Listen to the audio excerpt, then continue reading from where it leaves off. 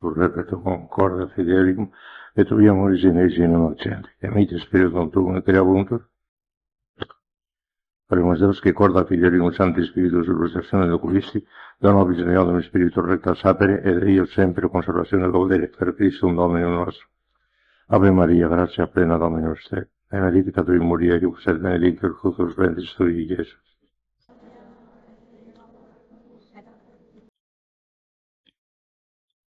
Gloria Patri et Filio et Spiritui Santo. Reina del Santísimo Rosario, San José, Santo Padre Domingo, Santa Teresa de Jesús. Bueno, pues vamos a seguir con estas cuestioncitas complementarias, que me parece que les voy a terminar mañana ya, para pasar después a la otra parte, naturaleza de la mística. Vamos a ver.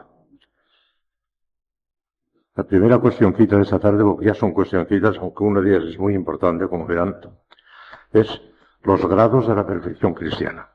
Y la tesis o la conclusión suena así. En el desarrollo de la caridad se distinguen 3 grados fundamentales: incipiente, proficiente y perfecta. Corresponden a eso que los grandes maestros de la vida espiritual han llamado siempre las 3 vías: vía purgativa, vía iluminativa, vía unitiva. O si se quiere en otra forma, y quizá más sencillo todavía, caridad comenzada, caridad aumentada y caridad perfecta. Son los 3 momentos.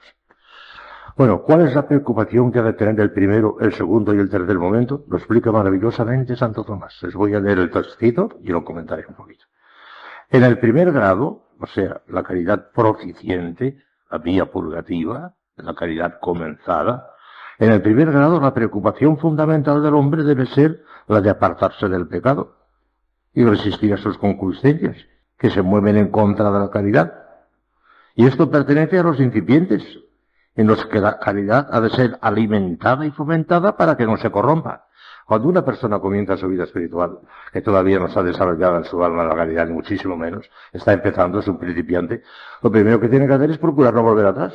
Sobre todo, si empieza una vida espiritual después de haberse llevado una vida de pecado, uno que se convierte en una vida pecadora y por fin dice, no, yo me voy a convertir y me voy a santificar, lo primero que tiene que preocuparse en ese primer espacio de la vida espiritual es evitar el pecado, no volver atrás, lo primero. Y para eso tiene que fomentar las cosas que le eviten el pecado.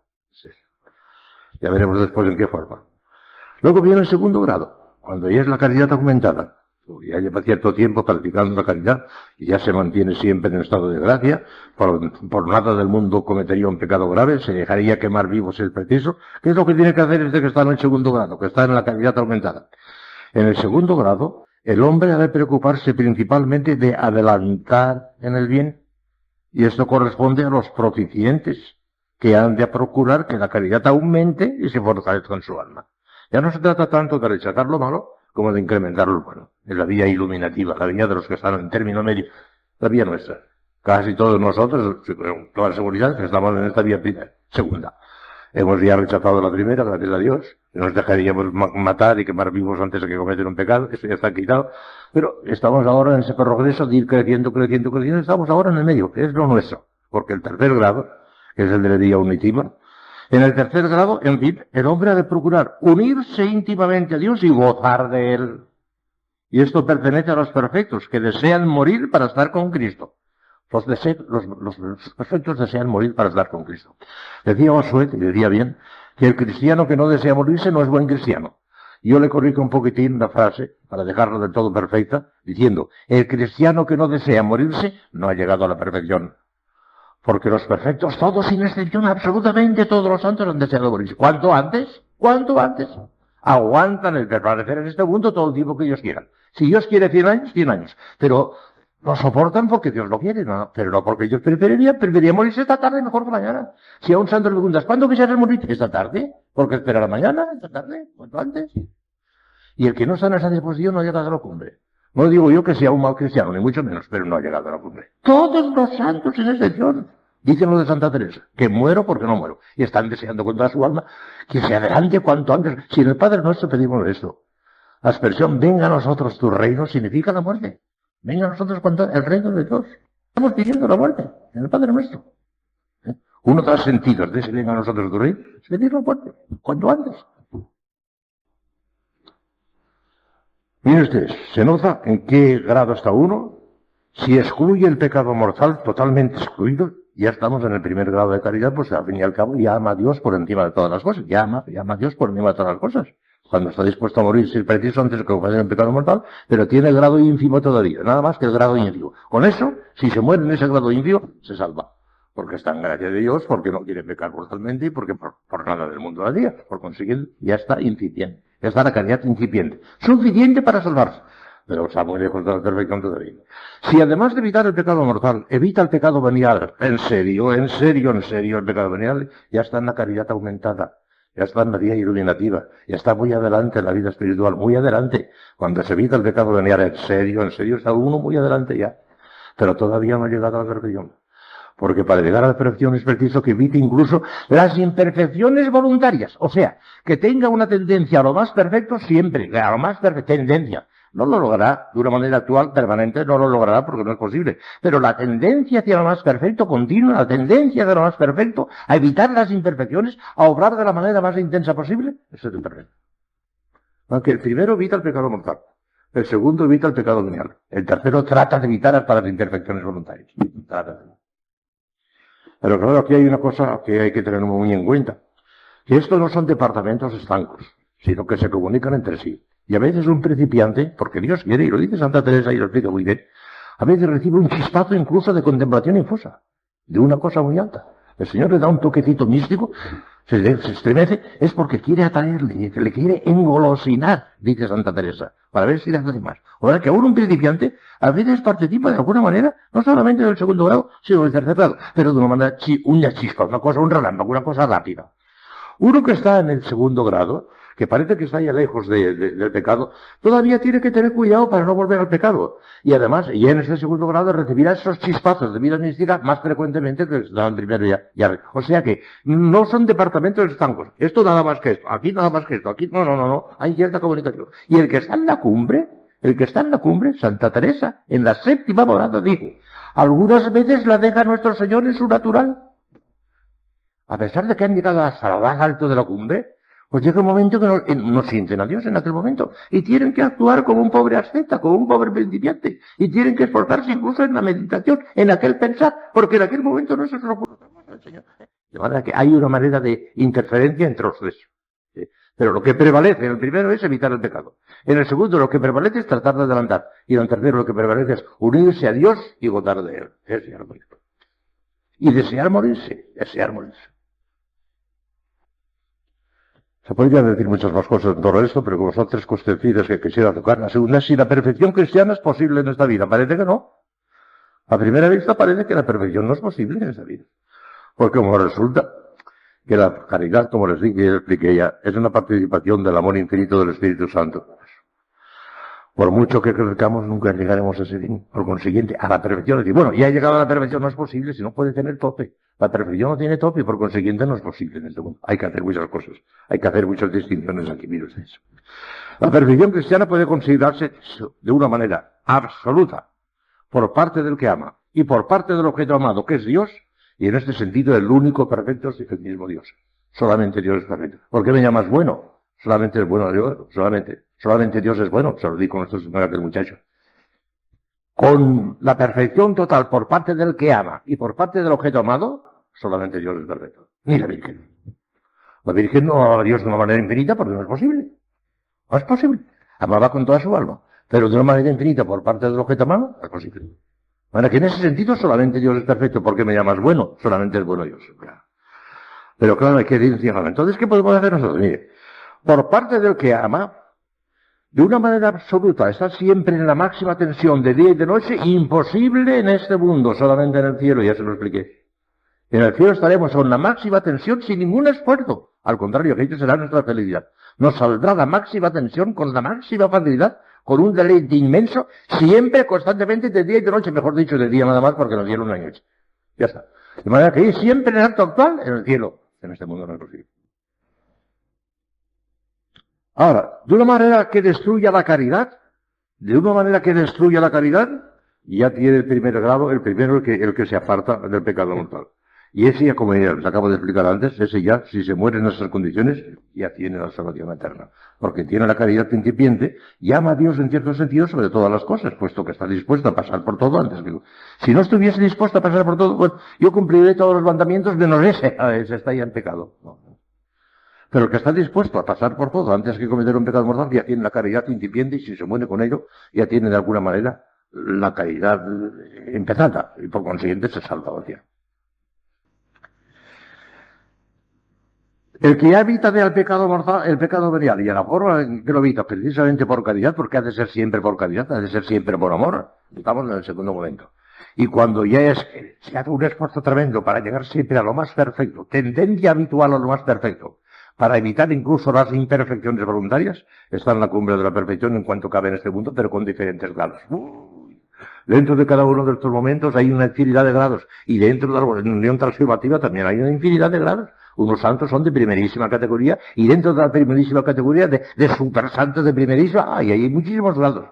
¿Por qué? Porque la caridad nunca tiene un tope, nunca encuentra un tope más que un tope. Ahora vamos a la cuestión fundamental que quiero explicarles esta tarde, la predestinación. La predestinación es el gran tope. Ya ven ustedes cómo funciona eso. Yo lo explico aquí en la teología de la perfección con mucha claridad, de manera que voy a leer lo que pongo y además comentado, claro, naturalmente que he comentado. Vean ustedes. Hemos visto que la perfección cristiana no puede consistir en la perfección absoluta de la caridad por parte del objeto amado, ya que Dios es infinitamente amable y nunca podrá ser amado tanto como merece. Bueno, eso es imposible. Tampoco puede consistir en el último grado de caridad posible en nuestra vida, ya que no existe tal grado. Pues como participación que es de la misma caridad divina, que es del Espíritu Santo, no tiene término posible, pudiendo aumentar indefinidamente, como ya hemos visto y el otro día les expliqué. Que tampoco por ahí hay término. Ni tampoco puede consistir en un grado que responda a la capacidad del alma. Puede llegar un momento en que el alma ya no puede más, ya no resiste más, no, tampoco. Porque el alma se va ensanchando a medida que le va aumentando la caridad, le va ensanchando la capacidad del alma, y cada vez hace actos más intensos y con mayor facilidad y con mayor tranquilidad, con menos esfuerzo. No solamente a medida que son más intensos tienen que hacer un acto más intenso, un esfuerzo más violento, no, todo lo contrario. Cada vez le sale con mayor facilidad y con mayor tranquilidad, el acto intensísimo. ¿Por qué? Porque va aumentando la capacidad del alma. Y así como en una cosa material, ese ensanchamiento no puede ser indefinido, porque llegaría a estallar luego, el alma no puede estallar porque la capacidad obediencial que decimos en teología es infinita y el Señor va ensanchando la capacidad del alma y cada vez un acto más intenso y más fácil, más sencillo. La Santísima Virgen María hacía actos intensísimos con una naturaleza tremenda y en el puerto. Pues entonces, si el grado de caridad que constituye la perfección no es determinado ni por la naturaleza de la caridad, ni por su relación al objeto que es Dios, ni por su relación al sujeto que es el alma, ¿quién es el que determina ese grado para cada alma? No hay otra respuesta posible que esta. La voluntad libérrima de Dios. La predestinación. Se trata sencillamente de uno de los aspectos más arcanos, más difíciles de entender de la divina predestinación. Dios distribuye sus gracias entre sus criaturas en grados diferentísimos, sin más consejo que su voluntad omnívida, pro ut vulto, dice el apóstol Pablo, como quiere. Vamos.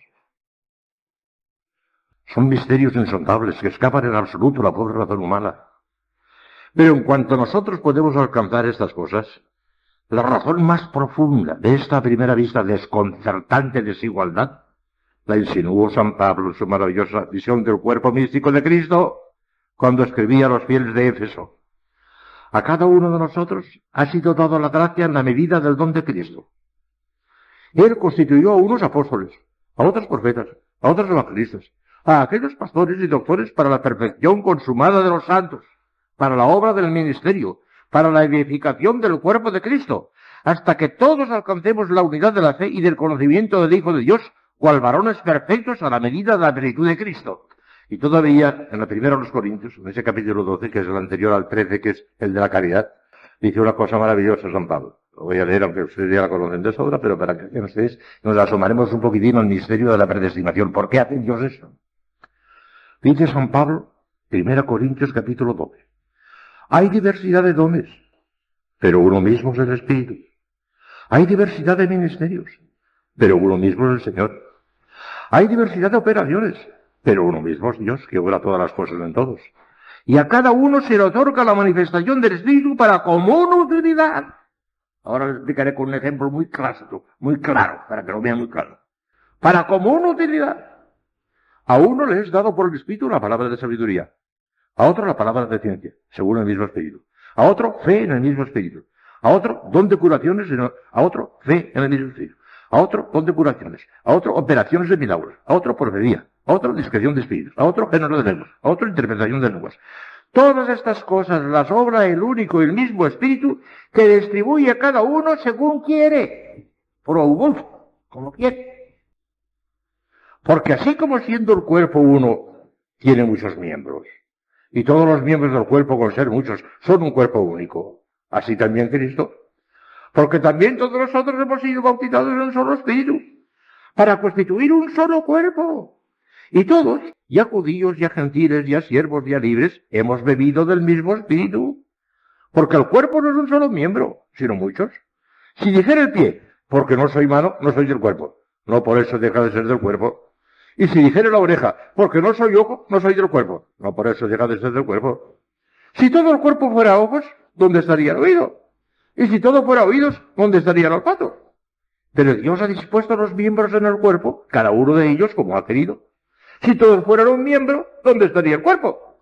Los miembros son muchos, pero uno solo es el cuerpo. Y no puede el ojo decir a la mano, no tengo necesidad de ti, ni tampoco a la cabeza a los pies, no necesito de vosotros.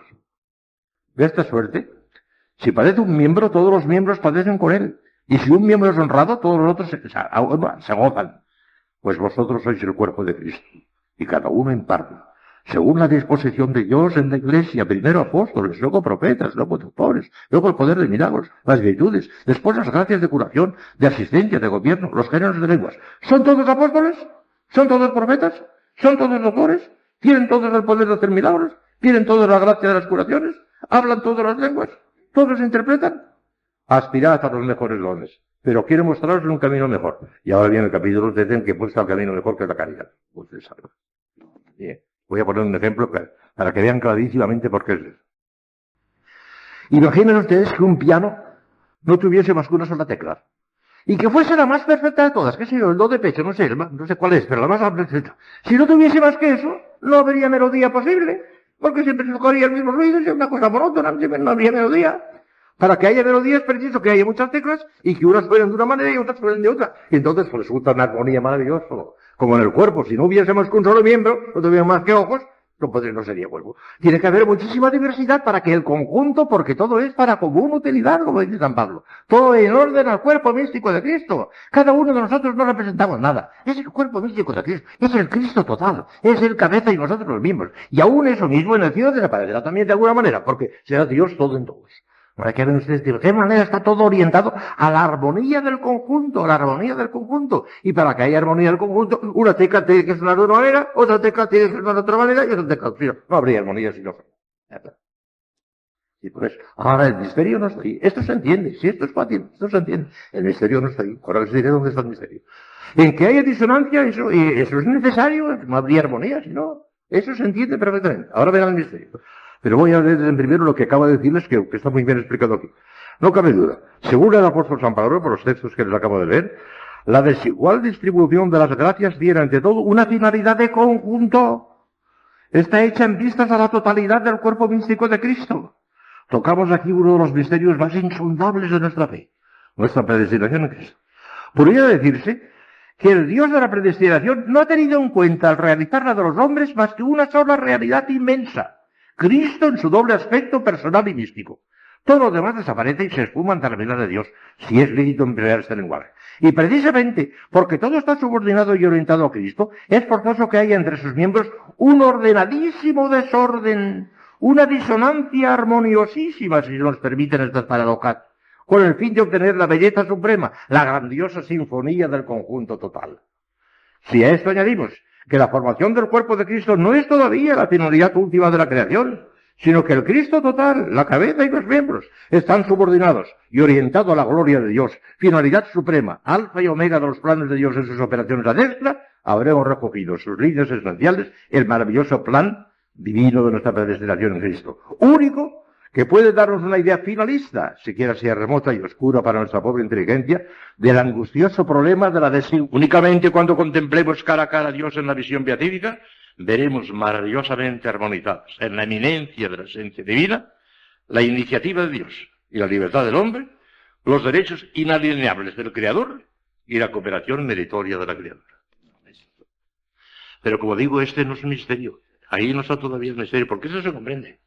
Que tiene que haber una disonancia, que tiene que haber unas más que... Eso sí, porque no se lograría el conjunto total. Pero lo que no se comprende, el gran misterio, que es imposible averiguarlo porque eso sí que es el gran misterio, es ¿por qué, puestos a ver disonancias, por qué este no toca más que esta tecla y este otro no toca más que esta otra? ¿Por qué San Pedro tiene que ser San Pedro y Judas tiene que ser Judas? ¿Por qué quiso que San Pedro fuese el príncipe de los apóstoles? ¿Y por qué permitió? Porque no lo quiso. No lo quiso, pero lo permitió. ¿Por qué permitió que Judas se fuese? Pues a Judas.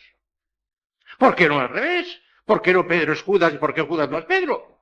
No se puede saber eso. Ahí está el gran misterio. La elección individual.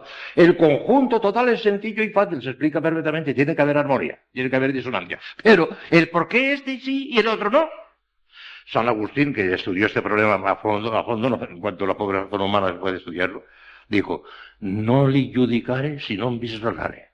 No quieras juzgar si no quieres errar. Es el gran misterio de Dios. Lo único que sabemos ciertísimamente es que Dios no obra nunca caprichosamente, nunca. Que Dios obra siempre con infinita sabiduría y con infinito amor, aunque no lo comprendamos. Dios obra siempre con infinita sabiduría y con infinito amor, no lo comprendemos eso. Porque como obra con infinito amor con Judas, ¿qué permitió que fuese Judas? ¿Cómo obra con infinito amor con un alma que la crea que sabe que se va a condenar? No podemos comprender esto. Y mire usted, yo muchas veces, que a veces tengo tentaciones terribles contra la fe, como saben ustedes, las resuelvo de esta manera porque Dios quiere y porque me da la gracia para resolverlas. Señor, no te entiendo, no te comprendo.